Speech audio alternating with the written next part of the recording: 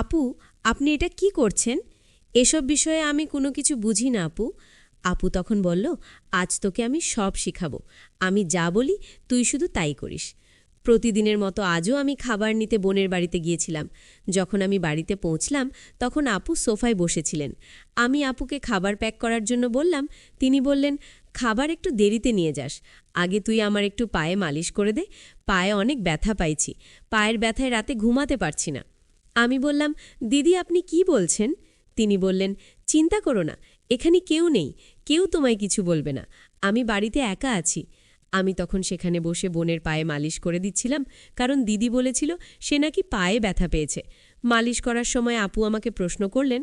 হঠাৎ আপু বললেন, আচ্ছা একটা কথা বল রিহান, তোর কি কোনো বান্ধবী আছে? আমি বললাম, বান্ধবী? আমি বুঝতে পারলাম না আপু, আপনি কি বলতে চান? তিনি বললেন, আরে বোকা, আমার মনে হলো কোনো গার্লফ্রেন্ড আছে নাকি? আমি বললাম, দিদি আপনি কি কথা বলছেন? আমি ওই ধরনের ছেলে নই। আর তাছাড়া গার্লফ্রেন্ডের ভাপরটা তো ধনী লোকেদের জন্য হয়। আপনি তো আমাদের বাড়ির পরিস্থিতি ভালোভাবে জানেন। তিনি বললেন, আচ্ছা, এর মানে তুই এখনও কুমার? তার এই কথা শুনে আমি একটু লজ্জা পেলাম। তিনি বললেন, আচ্ছা তাহলে একটা কথা বল, তোর কি মন চায় না? আমি বললাম, দিদি আপনি কি বলছেন? আমি কিছু বুঝতে পারছি না। তিনি বললেন, আরে বোকা, এখন কি সব কিছু আমি খুলে বলবো? তোর মধ্যে একদমই বোঝার ক্ষমতা নেই। দেখতে একদম গোবরু যুবক মনে হচ্ছে, আর মাথা তো বাচ্চাদের মতো। আজ আমি তোকে শেখাচ্ছি। তার এই কথা শুনে আমি একটু আতঙ্কিত হয়ে পড়লাম। আমি বললাম, দিদি আমার দেরি হচ্ছে, আমি দোকানে যাচ্ছি। তিনি বললেন, এখনই এসেছিস?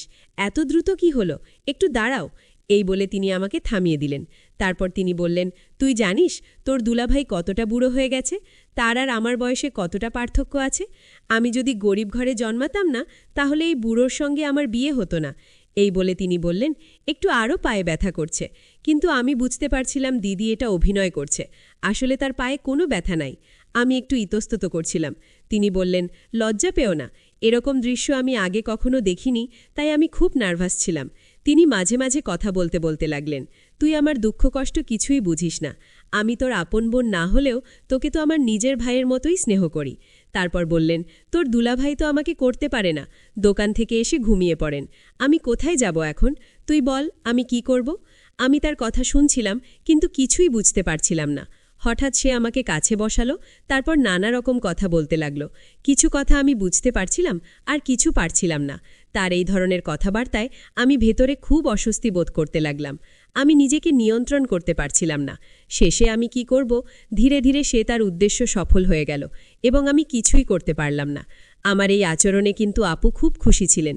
তিনি বললেন, অনেক দিন পর আজ আমার মন শান্তি পেয়েছে রিহান, তোর ভালো লাগছে তাই না? আমি উত্তর দিলাম, দিদির কাছে গেলে ভাইদের ভালো লাগবে এটাই স্বাভাবিক, তবে এমন যে আমার সাথে হবে সেটা তুমি আজ আমায় শিখালে।